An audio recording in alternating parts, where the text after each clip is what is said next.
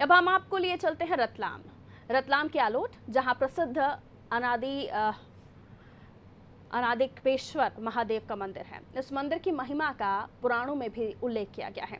सुना है यहाँ मेला लगता है और भक्त बड़ी संख्या में महादेव के दर्शन करने पहुंचते हैं। इस प्रसिद्ध स्थान पर कलेवर नाम से एक कुंड भी हुआ करता था, जिसमें नहाने से भक्तों के सभी दुख दर्द दूर हो जाते थे। लेकिन प्रशासन और जनप्रतिनिधियों की उदासीनता के कारण समय के साथ मंदिर वीरान होता दिख रहा है। साल 2000 से पहले यहाँ सावन के महीने में बड़ी रौनक होती थी, लेकिन अब वो रौनक दूर दूर तक नहीं दिखाई देती। ना तो वो प्रसिद्ध कुंड रहा और ना ही मंदिर का जीर्णोद्धार किया गया। आलम यह है कि आज अति प्राचीन ये मंदिर अपनी आस्था खोता जा रहा है। सरकारें आती हैं, चली जाती हैं, राजनीतिक दल चुनाव के समय विकास का दावा करते हैं, लेकिन मतलब निकल जाने के बाद इस ओर कोई ध्यान नहीं देता। लेकिन जो दर्शन करने के लिए श्रद्धालु आते हैं, अब उन्होंने खुद मंदिर प्रांगण की स्वच्छता का बीड़ा उठा लिया है और खुद सफाई कर रहे हैं। जैसे तैसे कलेवर कुंड को भी जीवित करने का प्रयास किया जा रहा है।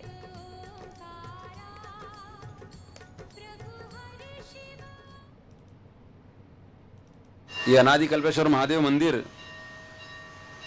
शास्त्रों में, शिव पुराण में इसका उल्लेख है, क्योंकि ये स्वयंभू लिंग है।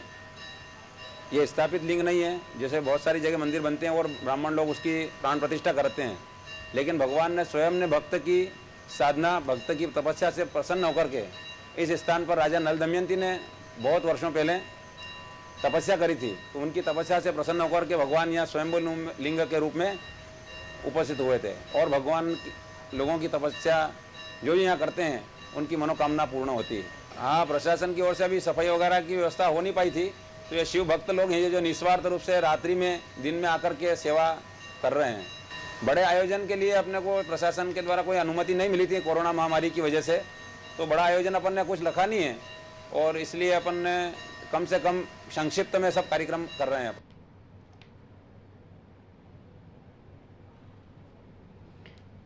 तो अनादिकल्पेश्वर महादेव का ये मंदिर जो प्रसिद्ध है और यहाँ की क्या कुछ और खासियत है, हम जानने की कोशिश करेंगे। राकेश चौहान हमारे संवाददाता फोन लाइन पर इस वक्त मौजूद हैं, और भी खूबियाँ बताएंगे इस मंदिर के बारे में।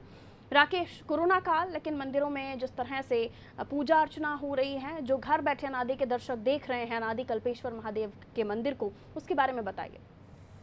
जी मैं बताना चाहूँगा, ये रतलाम जिले का एक सबसे प्रसिद्ध स्थल और इसका शिव पुराण में लेख भी है, जो कि अनादिकल्पेश्वर महादेव मंदिर के नाम से जाना जाता है।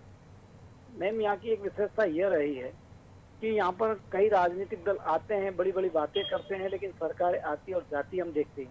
यहाँ पर एक बहुत ही प्राचीन मंदिर हुआ करता था, हमने हमारी आंखों से देखा था, दर्शकों ने भी देखा था और हम हर सोमवार को ये चीजें दिखाते भी आ रहे हैं। लेकिन यहाँ पर कुछ समय पहले जीर्णोद्धार समिति ने इसको जीर्णोद्धार करने का बेड़ा उठाया। लेकिन मैडम, आज मैं बता दूं पारुल जी की ये स्थिति हो गई है यहाँ पर कि दर्शनार्थी दूर दूर से आते हैं और उनके मन में एक ही स्थिति कि जहाँ इतना बढ़िया पवित्र स्थल था, आज यहाँ पर वीरान तक क्यों होता जा रहा है।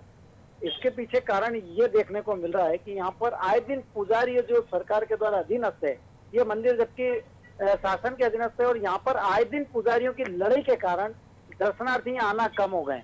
और सबसे बड़ी बात देखने में रहती है कि इधर सोमवार या सावन आता है हर साल और पुजारी लोग लड़ने लग जाते हैं। इसी के कारण ना तो प्रशासन इन पे ध्यान दे पाता और ना ही इन पर लगाम लगा पाता। दर्शनार्थी अगर बाहर से आते भी हैं तो उनको इस तरीके से टॉर्चर किया जाता है। मैडम, यहाँ पर देखा गया हमने कि आधे लोगों को दर्शन करने के लिए गर्भगृह में प्रवेश दे दिया जाता है, आधे लोगों को बाहर रख दिया जाता है, तो उनके साथ भी इनका भेद सामने उजागर होता है। और कई दिनों से ये देखा गया है मैडम कि प्रशासन द्वारा इस सावन माह में पूरे में लॉकडाउन के तहत नियम का पालन तो किया गया है कि आपको यहाँ मास्क लगा के आना है, सैनिटाइजर की व्यवस्था, लेकिन यहाँ ऐसी कुछ भी व्यवस्था नहीं है और ना सफाई की व्यवस्था भी नहीं यहाँ पे नहीं है। आपने बताया राकेश की जीर्णोद्धार की बात जब आपने कही कि कई लोगों ने वादा किया, कई राजनेताओं ने वादा किया, लेकिन बावजूद उसके यहाँ कुछ ऐसा होता हुआ दिखाई नहीं दिया, जिसके बाद लोगों ने खुद ही बीड़ा उठाया, यहाँ की साफ सफाई की और जो कुंड है, प्रसिद्ध कुंड, उसको भी फिर से जीवित करने की कोशिश की जा रही है।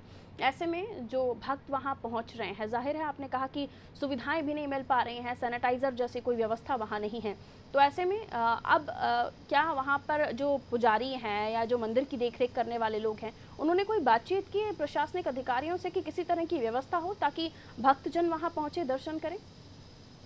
जी, मैं बताना चाहूँगा कि ये मंदिर आजकल राजनीति का अखाड़ा बन के गया है, क्योंकि यहाँ पर ना ही जनप्रतिनिधि इस पर ध्यान दे रहे हैं। जनप्रतिनिधि केवल अपने बातें करते हैं। एक भी जनप्रतिनिधि ऐसा सामने नहीं आया जो पूरा मंदिर का बेड़ा उठा ले।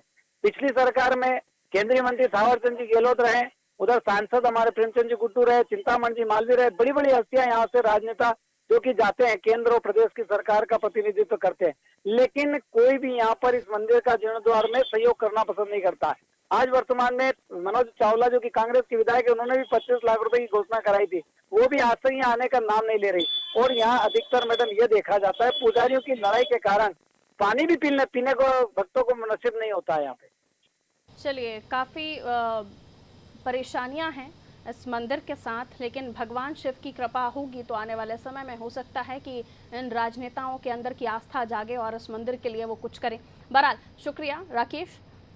तो भगवान शिव के दर्शन हम आपको करा रहे हैं और इस वक्त जो आप तस्वीरें देख रहे थे वो रतलाम की, लेकिन देखिए भगवान शिव का मंदिर है और इसके जीर्णोद्धार के लिए लगातार प्रयास हो रहे हैं और झगड़े भी हो रहे हैं, लेकिन आप देखते हैं भगवान शिव की कृपा कैसे बरसती है इस जगह पर।